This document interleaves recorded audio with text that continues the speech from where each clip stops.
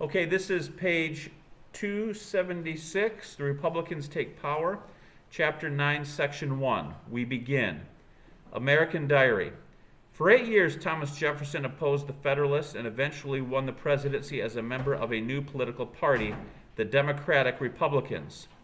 In his inaugural address, Jefferson tried to reach out to Federalists and bridge the gap that developed between the two parties. Quote, "We are all Republicans, we are all Federalists. Let us then, with courage and confidence, pursue our own federal and Republican principles, our attachment to union and representative government." Close quote. From Jefferson's first inaugural, 1801. The election of 1800, main idea. The election of 1800 showed that power could be peacefully transferred even when the political parties were in disagreement. History in you. Think about today's political campaigns. Are they based on emotional appeals or serious discussion of the issues? Read to find out how the presidential election campaign of 1800 was conducted. The Federalist and Republican parties fought a bitter election campaign in 1800.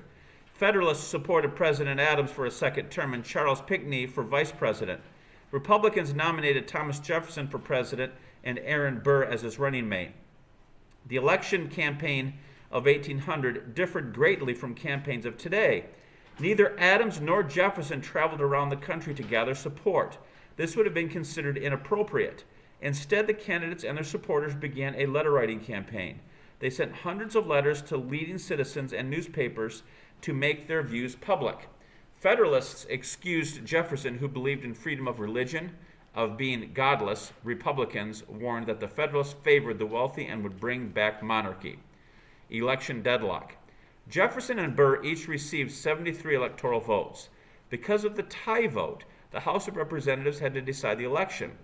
At this time, the electors voted for each candidate individually. The candidate with the majority of votes became president. The candidate with the second largest number of votes became vice president. In the House, Federalists saw a chance to prevent the election of Jefferson. They supported Burr. For 35 ballots, the election remained tied. Finally, at Alexander Hamilton's urging, one Federalist decided not to vote for Burr. Jefferson became president and Burr became vice president. To prevent another tie between a presidential and vice presidential candidate, Congress passed the 12th Amendment to the Constitution in 1803. Electors now had to vote for the president and vice president on separate ballots. Excuse me. Jefferson's inauguration. Jefferson, dressed in everyday clothes, walked from his boarding house to the Senate to be sworn in as president. President Adams chose not to attend the ceremony. In his inaugural address, Jefferson tried to bridge the gap between the political parties. Then he outlined some of his goals. They included a wise and frugal government and the support of state governments in all their rights. Jefferson believed a large federal government threatened liberty. The states, he believed, could better protect freedom. Jefferson believed in reducing the power and size of the government. These ideas were similar to the French philosophy known as laissez-faire. This phrase means let people do as they choose. Reading check. Describing. What does the 12th Amendment require? Jefferson's presidency. Main idea. Thomas Jefferson wanted to reduce the power of the federal government. History in you. How do you think government should balance individual liberty with national interests? Read about Jefferson's views. Thomas Jefferson had strong ideas about how to make the United States a great nation. He surrounded himself with those who shared his views. Cutting costs. Jefferson and Albert Gallatin, Secretary of the Treasury, reduced the national debt. They scaled down military expenses. All federal internal taxes, including the whiskey tax, were repealed. Government funds would come only from custom duties, or taxes on imported goods, and from the money raised from the sale of Western lands. Jefferson also limited the number of federal government workers to a few hundred people.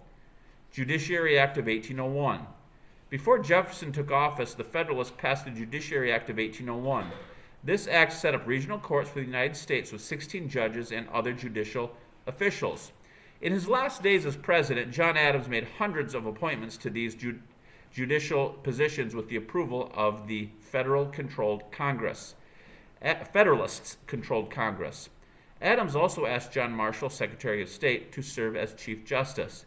Thus, Adams shut Jefferson out of the appointment process and ensured Federalist control of the courts. Adams and Marshall worked around the clock to process these judicial appointments. The appointments could not take effect, however, until the papers, also known as commissions, for these last-minute midnight judges were received. When Jefferson became president, a few of the commissions had not yet been delivered. He told his Secretary of State, James Madison, not to deliver them.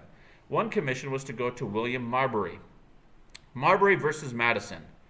To force the delivery of his commission, Marbury took his case directly to the Supreme Court.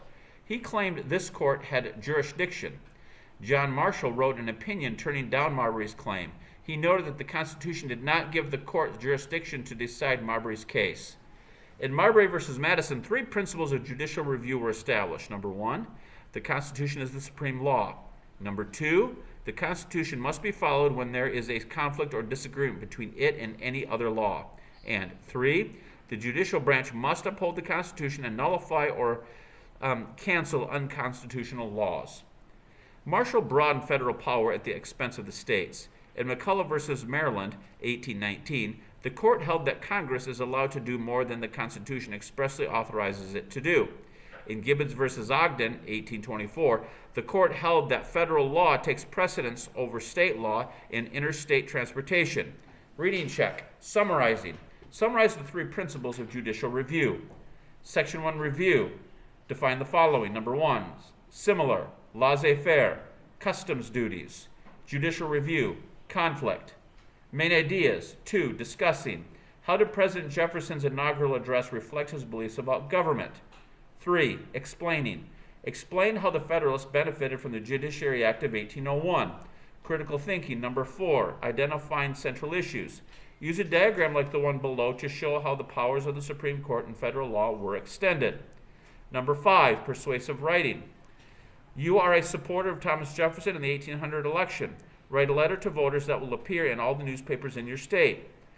Number 6, answer the essential question: in what ways did Thomas Jefferson and the Republicans limit the powers of the government? This concludes Chapter 9, Section 1.